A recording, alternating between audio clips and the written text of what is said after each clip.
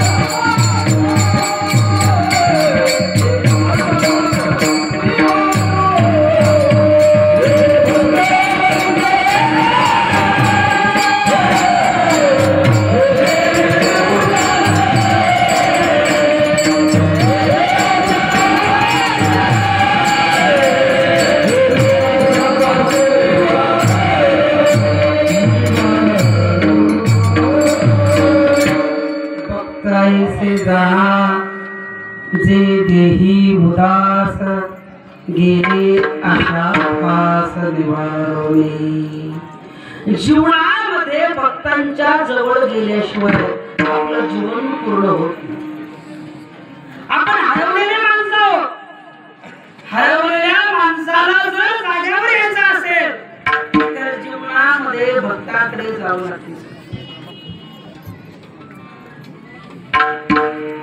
आपण जोपर्यंत भक्ताकडे जात नाही तोपर्यंत आपण कोण हेच आपल्याला कळत नाही. आणि ज्यांच्या जवळ गेल्यानंतर कळते आपण कोण. ज्यांच्या जवळ गेल्यानंतर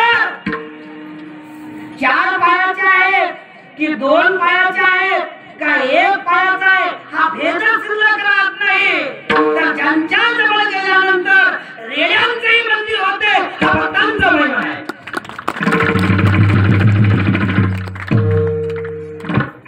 आळे फाट्यावर मंदिर कोणाचं आहे?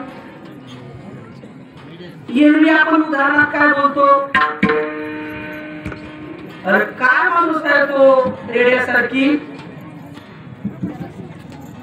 रेड्यामुखी भेद बोले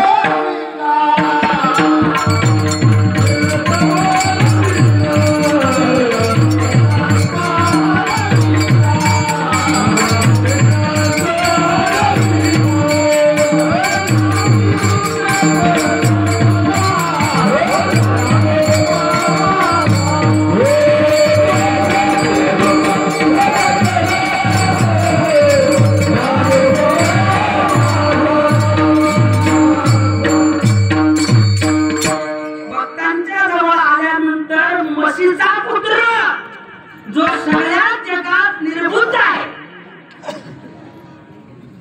असा रेडा सुद्धा बोलतो त्याला भक्त बोलतात. मेंढ्याची सुद्धा यात्रा होते, त्यांच्या जवळ आल्यानंतर त्याला संत म्हणतात. हा चुना खऱ्या अर्थाने भक्तांचा महिमा आहे. चार पायाचे पशु पूजनीय होतात, ऐसा आरात महिमा या भारतभूमीमध्ये संतांचा आहे. सज्जनो, बाळूमामांचा आशीर्वाद त्यांच्या पाठीवर पडलेला आहे. अशा ह्या मेंढ्या आज संत रूपाने या ठिकाणी आपल्याला आल्या आणि त्यांच्या येण्याने हा जो सुकाळ घडलेला आहे, रोज महाप्रसाद सहज सोपा का हो? पण संतांच्या जवळ आल्यानंतर अवघड काहीच नाही. आज 10,000 करोड रोज त्या प्रयागराज तीर्थक्षेत्राच्या वाळवंटामध्ये कोण उपाशी आहे, कोणाला